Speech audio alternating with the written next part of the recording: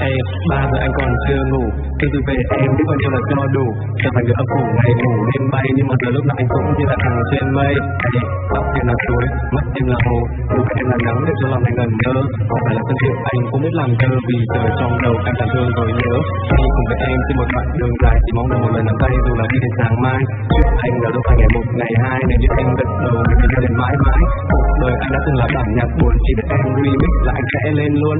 Tôi đã gặp em lại thấy bay bổng, chẳng còn chất rộ, chẳng còn tập buồn. Ê, 3 giờ anh còn chưa ngủ, khi tôi về em biết bao nhiêu là cho đủ. Chẳng phải người âm phủ ngày ngủ đêm bay, nhưng mà từ lúc nào anh cũng như là thằng trên mây. Ê, tóc em là suối, mắt em là hồ, nụ em là nắng để cho lòng anh ngẩn ngơ.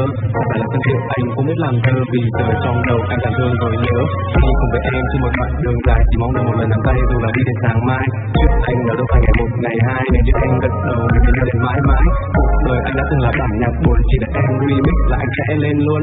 Tôi đã gặp em là